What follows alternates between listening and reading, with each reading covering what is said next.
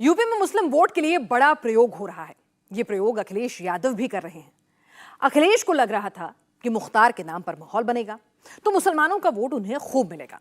कांग्रेस भी इसी लाइन पर चल निकली है।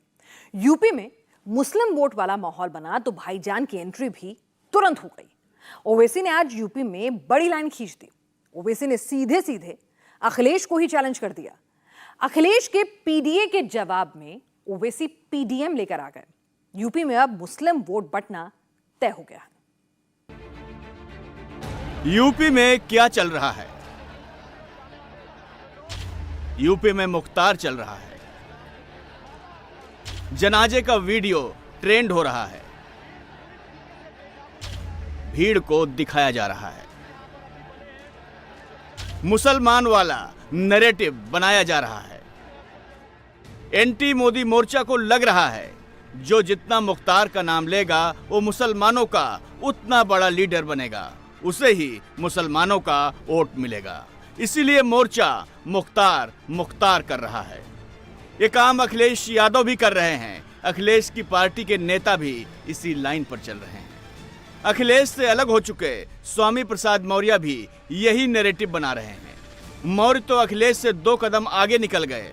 अखिलेश ने लखनऊ में बैठकर ट्वीट किया, स्वामी प्रसाद मौर्य गाजीपुर पहुंच गए। मुख्तार के परिवार से मुलाकात की, बाहर आए तो सीधे अपने एजेंडे पर आ गए। तरीके से जिलाधिकारी ने जनाजे में आने से रोकने के लिए एक बड़ी लंबी पुलिस फोर्स के साथ कवायद कर रही थी। यहाँ तक कि अफजाल अंसारी साहब जो सांसद भी हैं, आप भी कई बार विधायक रहे, सांसद इसके पहले भी रहे, वर्तमान में भी सांसद हैं, इनके साथ जिस बेहूदगी से जिलाधिकारी बात कर रही थी, हम समझते हैं सारी मर्यादाओं को बलाए ताक रख करके सरकार और सरकार के अधिकारी मनमानापन और अराजकता के साथ लोगों के साथ दुर्व्यवहार कर रहे हैं। मुख्तार पर बीजेपी की लाइन फिक्स है, लॉ एंड ऑर्डर की बात कर रही है। अखिलेश को माफियाओं से हमदर्दी क्यों है, ये सवाल उठा रही है। माफिया मुख्तार मिट्टी में मिल चुका है, लेकिन मुख्तार के जनाजे की मिट्टी को लेकर नई महाभारत छिड़ गई है। मिट्टी पर नई सियासी इबारत लिखी जा रही है। जंग सोशल मीडिया पर छिड़ी है। एक मुख्तार को सपोर्ट करने वाले हैं तो दूसरे डीएम आरिका अखौरी को। सबका अलग अलग नरेशन और अलग अलग रिएक्शन है।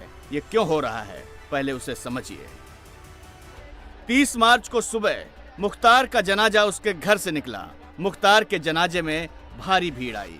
यूसुफपुर के अलावा गाजीपुर के अलग अलग इलाकों से लोग आए।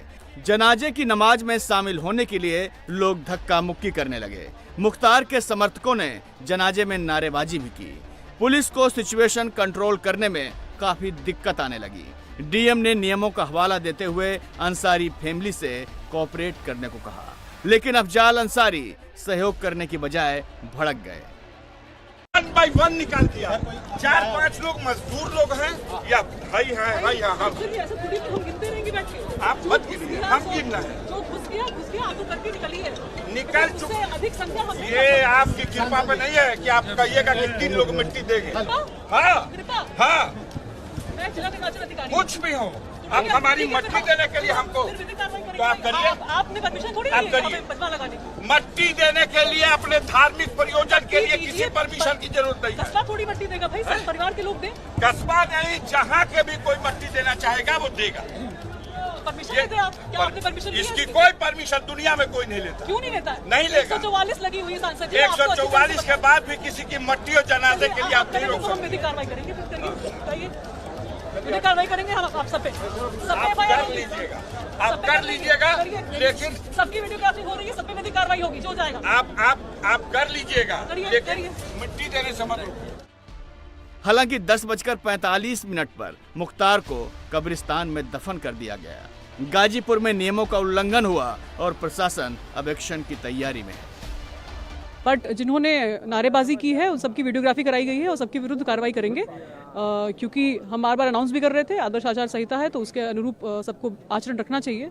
जिसने भी उल्लंघन किया है उसके विरुद्ध विधिक कार्रवाई होगी, उसके विरुद्ध मुकदमा दर्ज कराया जाएगा। जिंदाबाद के नारे लगाए गए। अभी आपको मैंने बताया कि वीडियोग्राफी कराई गई है, उसका अवलोकन करके जिस जिसने नारा लगाया है, जो नारा लगा 2024 के लिए अखिलेश नया गाजीपुर फॉर्मूला ढूंढ कर लाए थे। अखिलेश को लग रहा था मुख्तार साथ खड़े होंगे तो मुसलमान का वोट मिलेगा, लेकिन माहौल बन पाता उससे पहले ही अखिलेश का फॉर्मूला फेल हो गया। गाजीपुर फार्मूला के साथ ही अखिलेश के पीडीए वाले फार्मूले की हवा निकल गई। ओवैसी और पल्लवी पटेल ने गठबंधन कर लिया। यूपी में पीडीएम वाला नया फार्मूला ढूंढ लिया। अलायंस का ऐलान किया है, उधर पीडीए है, इधर पीडीएम है, अल्पसंख्यक और मुसलमान, यही फर्क है। ये फर्क जरा बता दीजिए इंडिया टीवी के दर्शकों को। नहीं, वो सिर्फ ज़बानी है। वहाँ पर जो दूसरी तरफ जो ज़बानी है उसमें कोई कमिटमेंट नहीं है, उसमें उसको अमली जामे नामा पहनाने का उनके पास कोई रोड मैप नहीं है।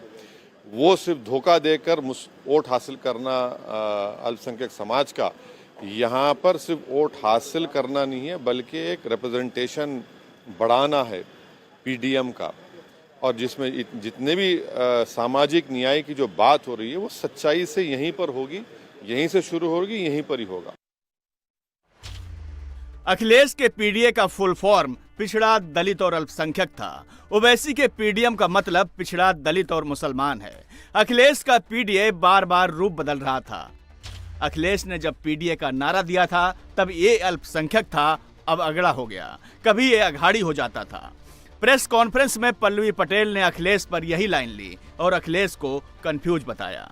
चूंकि बहुत ईमानदारी से पिछला, दलित और मुसलमान के वास्तविक अस्तित्व को स्थापित करने की लड़ाई लड़ रहे हैं, इसलिए अल्फाबेट ए के कंफ्यूजन को किनारे करते हुए, आपके बीच में जन भावनाओं का सम्मान करते हुए पीडीएम न्याय मोर्चा ला रहे हैं।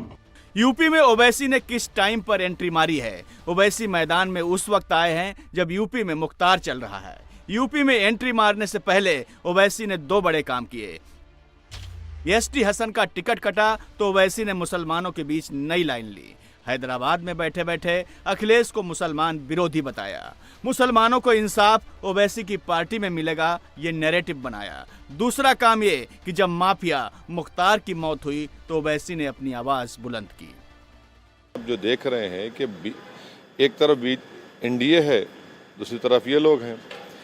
एनडीए की पॉलिसी वाज़ेह है, बीजेपी की, नरेंद्र मोदी की, कि उनको मुस्लिम वोट नहीं चाहिए। वो भारत की राजनीति हो या उत्तर प्रदेश राजनीति हो, उन्होंने मुसलमानों को पॉलिटिक्स से इनविजिबलाइज कर दिया, बिल्कुल गायब कर दिया। ये दूसरी तरफ है, ये भी गायब कर रहे हैं। मगर बोलते सिर्फ वोट डालो और घर में बैठ जाओ। भाई घर टूट रहा है, आप आवाज़ नहीं उठाएंगे। एनकाउंटर में मार दिया जा रहा है, आप आवाज़ नहीं उठाएंगे। आप ही के पार्टी के लोगों के घरों को तोड़ दिया जा रहा है, आप आवाज़ नहीं उठाएंगे। हाँ, फिर मुरादाबाद में आपका लोकसभा का लीडर है, वहाँ उनसे बदतमीजी, बेइज्जती की जाती है। आप दूसरे 2 लोगों को बी फॉर्म देते हैं और फिर आखिर वक्त में उनको कहते हैं कि आपको टिकट काट दिया गया। रामपुर में आप एक तमाशा करते हैं, तो फिर ये क्या है ये? अब सवाल यह है कि ओवैसी ने पल्लवी पटेल की पार्टी से गठबंधन क्यों किया? ओवैसी ये बात अच्छी तरह जानते हैं कि यूपी में सिर्फ मुसलमान करने से कुछ नहीं होगा। यूपी में अकेले मुसलमान उनको न जिता सकता है, न वोट दिला सकता है। यूपी में अकेला एम ज्यादा कुछ नहीं कर सकता, इसलिए वोट का हर दावेदार एम के साथ कुछ न कुछ जोड़कर चलता है। अखिलेश यादव का फार्मूला M+Y का मतलब मुस्लिम और यादव है। मायावती का फार्मूला M+D मतलब मुस्लिम प्लस दलित। ओवैसी एम में 2 चीजें जोड़ कर लाए हैं। ओवैसी का फार्मूला पीडीएम है, मतलब पिछड़ा, दलित और मुसलमान। मोदी विरोधी खेमे में ये जो कुछ हो रहा है, इसका सेंटर पॉइंट मुसलमान है। ओवैसी की एंट्री से टेंशन अखिलेश की बढ़ी है और पल्लवी और ओवैसी के कॉम्बिनेशन से झटका पूरे इंडिया अलायंस को लगा है। यूपी में लोकसभा की कुल 80 सीट है और मुस्लिम 20% हैं। मुस्लिम वोट की बात करें तो यूपी की 6 सीटों पर मुसलमान 40 से 50% हैं। यहाँ मुसलमान ही जीत हार तय करता है। यूपी में 12 सीट ऐसी हैं जहां मुसलमान 30 से 40% हैं। यहाँ मुसलमान के साथ कुछ जोड़ दिया जाए तो जीत आसानी से मिल सकती है। ओवैसी और पल्लवी पटेल का गठबंधन हो चुका है। सीटों की पिक्चर अभी क्लियर नहीं है, लेकिन ओवैसी की पार्टी पहले ही 7 सीट पर चुनाव लड़ने का ऐलान कर चुकी है। इन सीटों में फिरोजाबाद, बदायूं, मुरादाबाद, संभल, अमरोहा, मेरठ और आजमगढ़ शामिल हैं।